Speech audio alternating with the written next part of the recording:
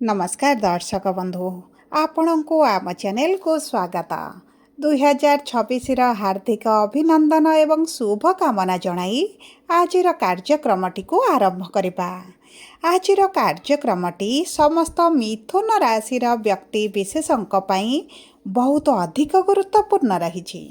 सेतिपई आपण धैर्यर सहित एही भिडियोटी को शेष पर्यंत देखंतु एवं आपणकर व्यस्त बहुल समय मध्यरु मात्र 10 मिनिट समय आपण निज पाई दियंतु एवं निज भविष्यत विषय माने 2026 आपणकर केमिति रहिबा सेही विषय आगरु जानतु।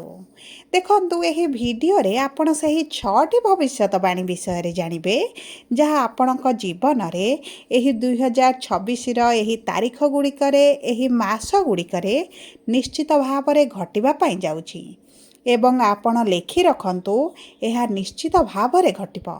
आपणकर भाग्य एवं भविष्यत रे बड़ परिवर्तन आनिबो।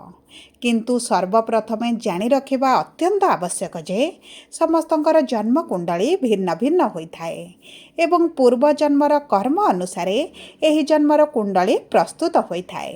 सेतिपई आपणक कुंडली अनुसार आपणक जीवन रे जहा घटिबार थिबो ताहा निश्चित घटिबो। किंतु धर्मशास्त्र एवं ज्योतिष शास्त्र साहाय्य आपण भविष्यत रे हेबाकु थिबा घटना विषय आगरु जानि परिबे एवं प्रतिकार मध्य करी बड़ घटना को छोट करि परिबे। ता सहित देखंतु ए जो ग्रह मानकर गोचर हेउछि समस्त ब्रह्मांडर गोचर करूछंती से माने हम समस्तक जीवन रे बड़ प्रभाव पकाई थांती। किछि ग्रह मानकर गोचर राशि परिवर्तन आम मानक शुभ शुभ फल प्रदान करि थांती एवं किछि ग्रह मानकर गोचर मध्य हमको अशुभ फल प्रदान करि थांती। सेति पई एही 2026 रे आपण देखिबे आपणक जीवन रे बड़ परिवर्तन आसीबो। किंतु परिवर्तनटी खराब रहिबो ना भल जानिबा पई आपण भिडियोटी को शेष पर्यंत देखंतु एवं शेष पर्यंत देखिले आपण निश्चित भाव रे जानि परिबे कोन रहिछि एही 6टी भविष्यतवाणी जहा आपणकर 2026 रे बड़ परिवर्तन आनिबो। किंतु भिडियोटी आरंभ करिबा पूर्वरु जदि आपणकर भी मिथुन राशि होइथाए एवं आपण भी ईश्वर को आंतरिक भक्ति एवं विश्वास करंती तेबे भिडियोटी को लाइक करंतु। कमेंट बॉक्स रे जय जगन्नाथ जय माँ लक्ष्मी अवश्य लिखि दियंतु।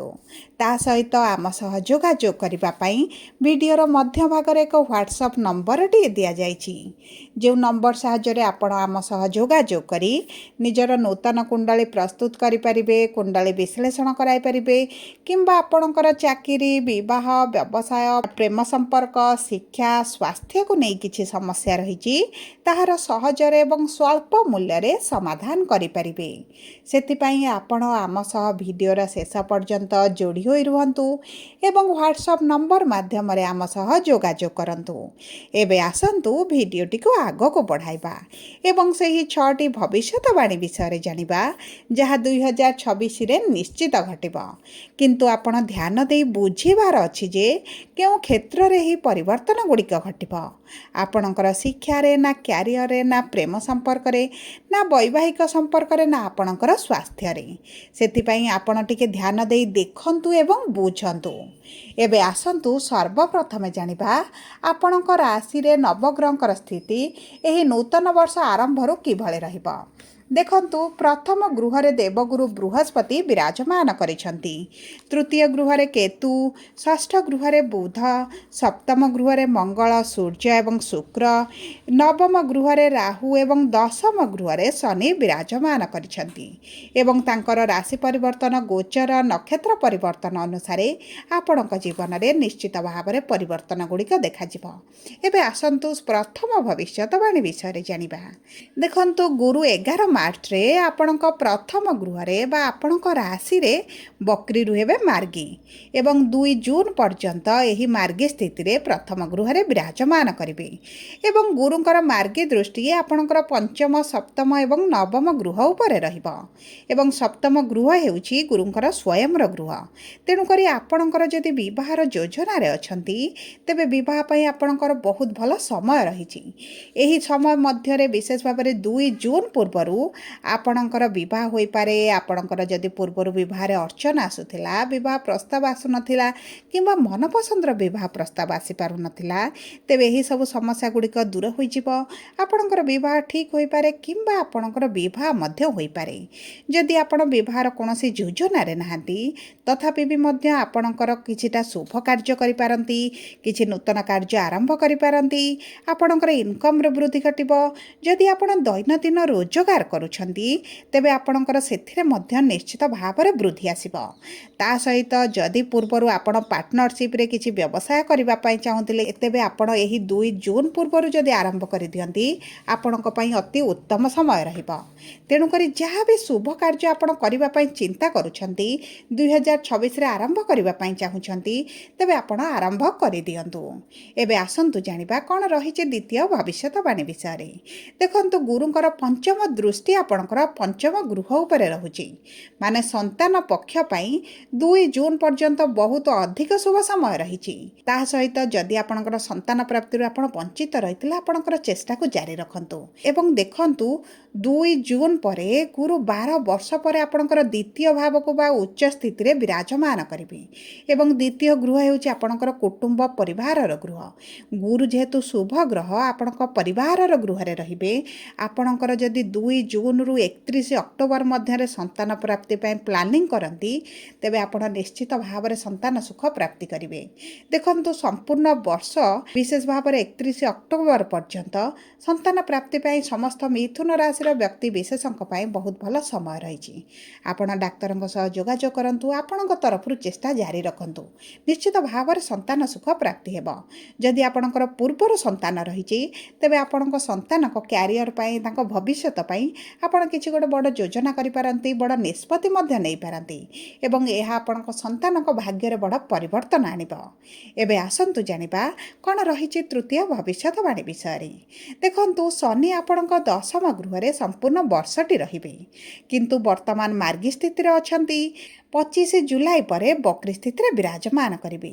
ଏବଂ 10ମ ଗୃହ ହେଉଛି ଆପଣଙ୍କ କର୍ମକ୍ଷେତ୍ରର ଗୃହ, ଆପଣଙ୍କ ଚାକିରିର ଗୃହ, ବ୍ୟବସାୟର ଗୃହ। ଏବଂ ଏହି ଗୃହକୁ ଶନି ଦୀର୍ଘ 30 ବର୍ଷ ପରେ ବିରାଜମାନ କରିଛନ୍ତି। ତେଣୁକରି ଏହି ବର୍ଷ କର୍ମକ୍ଷେତ୍ରରେ ଆପଣଙ୍କର ପରିଶ୍ରମ ଅଧିକ ରହିବ, ଆପଣଙ୍କର ଦାୟିତ୍ୱ ବଢ଼ିବ, ରେସ୍ପନ୍ସିବିଲିଟି ବଢ଼ିବ। କିନ୍ତୁ ଆପଣଙ୍କୁ ଉଚ୍ଚ ସଫଳତା ମଧ୍ୟ ଶନି ପ୍ରଦାନ କରିବେ, କାରଣ ଶନି ଗୁରୁଙ୍କ ଗୃହରେ ବିରାଜମାନ କରିଛନ୍ତି। ତେଣୁକରି ଆପଣ ସଚୋଟ ହୋଇ, ଇମାନଦାର ହୋଇ ଯଦି ଆପଣଙ୍କ କାର୍ଯ୍ୟ କରନ୍ତି, ଆପଣଙ୍କ କର୍ମକ୍ଷେତ୍ରରେ ସଠିକ୍ ଭାବରେ ଆପଣ ପରିଶ୍ରମ କରନ୍ତି, ତେବେ ଆପଣଙ୍କର ଭାଗ୍ୟର ସ୍ୱାମୀ ଶନି ଆପଣଙ୍କୁ କର୍ମକ୍ଷେତ୍ରରେ ବହୁତ ଅଧିକ ସଫଳତା ପ୍ରଦାନ କରିବେ। ଏବଂ ଆପଣ ଦେଖିବେ ଧୀରେ ଧୀରେ ସଫଳତାର ସିଢ଼ି ଚଢ଼ିବା ମଧ୍ୟ ଆରମ୍ଭ କରିବେ। ଶନି ଯେତେବେଳେ ନିଜର ନକ୍ଷତ୍ରକୁ ପ୍ରବେଶ କରିବେ 25 ଜୁଲାଇ ପରେ, ଆପଣଙ୍କ କର୍ମକ୍ଷେତ୍ରରେ ବହୁତ ଅଧିକ ପରିବର୍ତ୍ତନ ଆପଣ ଅନୁଭବ କରିବେ। ଆପଣଙ୍କର ପ୍ରମୋସନ୍ ହୋଇପାରେ, ଆପଣଙ୍କର ଟ୍ରାନ୍ସଫର ହୋଇପାରେ କିମ୍ବା ଉଚ୍ଚ ପୋଷ୍ଟକୁ ଆପଣଙ୍କୁ ପଠାଯାଇପାରେ। ଆପଣଙ୍କର ଯାହା ବି ଅଭିଳାଷ ରହିଛି କର୍ମକ୍ଷେତ୍ର ସମ୍ବନ୍ଧିତ, ସେଥିରେ ଆପଣ ବହୁତ ଅଧିକ ଶୁଭ ଫଳ ପ୍ରାପ୍ତି କରିବେ। ତେଣୁକରି ଆପଣଙ୍କର ସଫଳତା ନିଶ୍ଚିତ ଭାବରେ ରହିଛି। ଆପଣଙ୍କୁ ଧୈର୍ଯ୍ୟର ସହ କାର୍ଯ୍ୟ କରିବାର ଅଛି, ଇମାନଦାର ହୋଇ କାର୍ଯ୍ୟକୁ କରିବାର ରହିଛି। ଏବେ ଆସନ୍ତୁ ଜାଣିବା କ'ଣ ରହିଛି ଆପଣଙ୍କର ଚତୁର୍ଥ ଭବିଷ୍ୟତବାଣୀ ବିଷୟରେ। ଦେଖନ୍ତୁ, ରାହୁ ଆପଣଙ୍କ ଭାଗ୍ୟର ଗୃହରେ 5 ଡିସେମ୍ବର ପର୍ଯ୍ୟନ୍ତ ରହିବେ। ମୋଟାମୋଟି ଭାବରେ କହିବାକୁ ଗଲେ ସମ୍ପୂର୍ଣ୍ଣ ବର୍ଷଟି ଆପଣଙ୍କର ଭାଗ୍ୟର ଗୃହରେ ରହିବେ। ଏହାର ଅର୍ଥ ହେଲା, ଆପଣ ବହୁତ ଗୁଡ଼ିଏ କଥାକୁ ନେଇ ବହୁତ ଗୁଡ଼ିଏ ଚିନ୍ତା ମଧ୍ୟ କରିବା ଆରମ୍ଭ କରିବେ।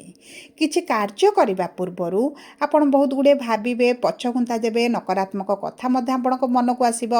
କିନ୍ତୁ ମନେ ରଖିବାର ଆବଶ୍ୟକତା ରହିଛି ଯେ, ଯେହେତୁ ରାହୁ ଆପଣଙ୍କ ଭାଗ୍ୟରେ ଅଛନ୍ତି, ଆପଣଙ୍କ ମନରେ ନକାରାତ୍ମକ ଭାବନା ଗୁଡ଼ିକ ଆଣିବେ। ତେଣୁକରି ଆପଣ ଯଦି ଏହିସବୁ ଚିନ୍ତାଧାରା ଠାରୁ ଆଗକୁ ବଢ଼ିବେ, ଆପଣଙ୍କ କର୍ମକୁ ଆରମ୍ଭ କରିଦେବେ, ତେବେ ଆପଣଙ୍କୁ ସଫଳତା ନିଶ୍ଚିତ ଭାବରେ ମିଳିବ। କାରଣ ଶନି ଆପଣଙ୍କର 10ମ ଗୃହରେ ଆପଣଙ୍କ ଅପେକ୍ଷାରେ ରହିଛନ୍ତି।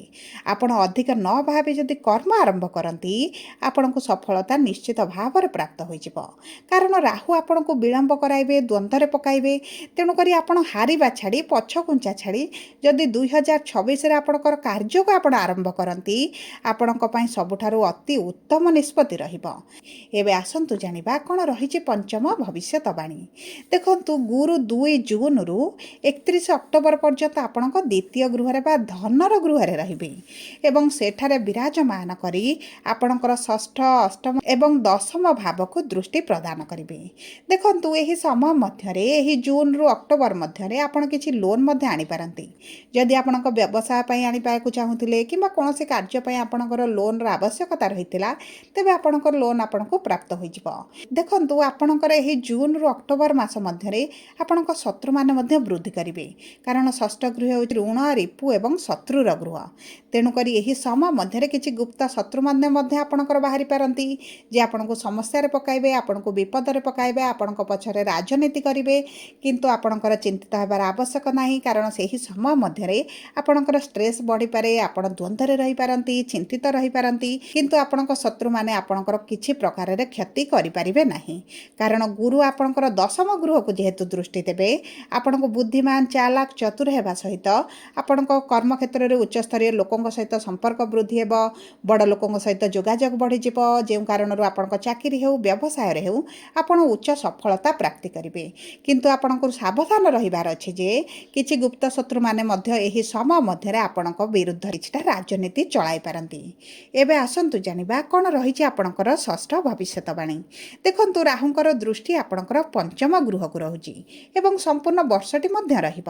ତେଣୁକରି ପ୍ରେମ ସମ୍ପର୍କରେ ଆପଣଙ୍କ ବାଣୀ ଉପରେ ଟିକେ ଅଧିକ ନିୟନ୍ତ୍ରଣ ରଖିବାକୁ ପଡ଼ିବ କାରଣ ଆପଣଙ୍କ ବାଣୀ, ଆପଣଙ୍କ ଦ୍ୱନ୍ଦ୍ୱ, ଆପଣଙ୍କ ସନ୍ଦେହ, ଆପଣଙ୍କର ନକାରାତ୍ମକ ଚିନ୍ତାଧାରା ଆପଣଙ୍କ ସମ୍ପର୍କରେ କିଛିଟା ହାନି ପହଞ୍ଚାଇପାରେ। ତେଣୁକରି ଆପଣ ଯେତେ ସ୍ୱଚ୍ଛ ମନରେ ରହିବେ, ସମ୍ପର୍କକୁ ଅଧିକ ପ୍ରାୟୋରିଟି ଦେବେ ତେବେ ଆପଣଙ୍କ ସମ୍ପର୍କ ବହୁତ ଭଲ ଚାଲିବ।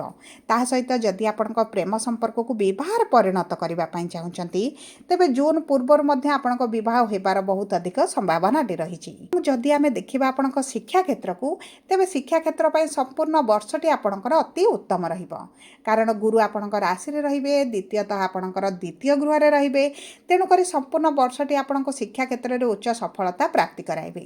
ଆପଣ ଯଦି କିଛି ଇଣ୍ଟରଭ୍ୟୁ ଏଣ୍ଟ୍ରାନ୍ସ ପରୀକ୍ଷା ଦେବା ପାଇଁ ଚାହୁଁଛନ୍ତି ତେବେ 2026ଟି ଆପଣଙ୍କ ପାଇଁ ଅତି ଉତ୍ତମ ରହିବ।